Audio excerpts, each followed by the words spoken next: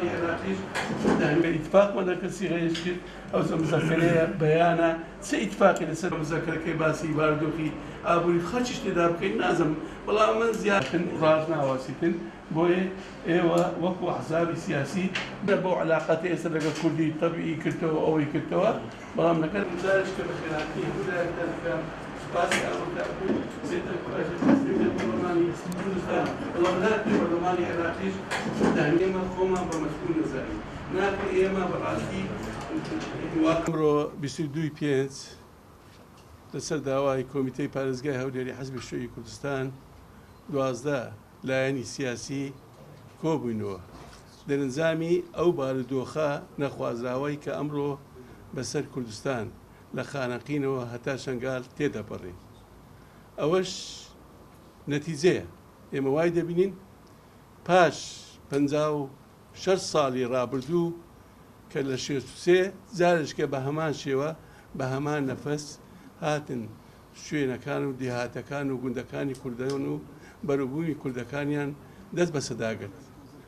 جارێشتر ئەوڕۆکە لە کوردستان لە هەموو ناوچەکان جارشکە بە هەمان شێوە تعریب دەستی پێکردەوە دیهاتەکان داژی دەکەن کوردەکان دەردەکەن بۆیە ئێمە وەکو بەرپرسیارەتێکی مێژوویی وەکو هەستێکی نەتەوایەتی نیشتیمانی بۆ ئەو مەبەستە لایەنە سیاسیەکان کۆبووینەوە بۆ ئەوی ئێمە بتوانین بە هەموو لایەکمان هەوڵی ئەوە بدەن چیتر قبولی ئەو پێشێرکارانەی کە ئەمڕۆ بەرامبەر بە ملەتەکە و نەتەوەکەمان و ناوچەکانمان دەکرێت قبول نەکرێت بۆ ئەو مەبەستە پاش گفتوگویەکی زۆر لەسەر جەم لایەنەکانی کە بەشدار بوون لەو کۆبنەوەیە بڕیاری ئەوەماندا یەکیان ئەوەیە کە بتوانین بەیاننامەیەک دەربکەین و ئەو بەیاننامەیە بۆ ڕایگشتی بە پاش ئەو بتوانین مزەکەرەیەک یا داشتێک پێشکەش بە UN بەرلەمانی عێراقی بەرلەمانی کوردستانی حکوومەتی عێراقی سەرجەم لە قۆنسولیەکانی کە لە کوردستاندا سەرجەم لایەنە پەیوەندیدارەکان بتوانین ئەو مزەکەرەش پێشەوە بکەین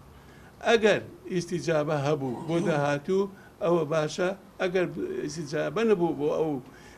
بەیاننامە و ئەو مزەکەرەی ئێمە بڕیاری ئەوەماندا لە داهاتوو یان ڕێپێوانێکی سەرتاسەری بکەین یان ئەوەتە گردبوونەوەیەک بکەین لە پێش بەرلەمانی کوردستان لە پێش UN و بتوانین بەڕاستی بۆ ئەو مەسەلە چیتر بێدەژینێنین ئەگەر بەو شێوە بێ چکە ئێمە ترسی گەورەمان ئەوەیە بەیانی دووبایانی کارەساتێکی گەورە لەو ناوچەیە دروستبی خۆشتەن ئاگادارن بارودۆخی ناوچەکە بەس شێوازێک دەڕواتن ئەوە کێشەی ئیران و ئەمریکا لە گۆڕەیە و ئێمەش وەکو بەشێک لەو ناوچەیە وەکو بەشێک لەو واقعە سیاسە وەکو کوردستانیەکان لەو قۆناغا تێداینە بۆیە ئێمە مەترسی ئەومان هەیە بەیانی دووبیانی بەڕاستی ئەو کارەساتە ڕووبداتن و ئەو کارەساتە بە ئاسانی ناتواندرێ کۆنتترۆل بکرێتن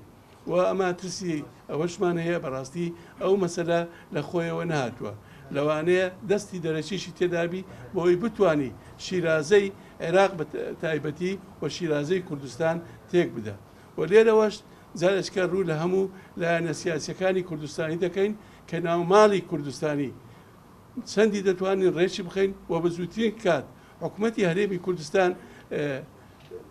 دروست بکرێتن چکە کوردستان بە قۆناغێکی سەختی ئابووری سیاسی تێدەپەڕێ و ئەو مەترسیانێک کە ئێستا باسیشم کرد هەمووی لە ڕێگایە بۆیە گرینگە حەزبە کوردستانیەکان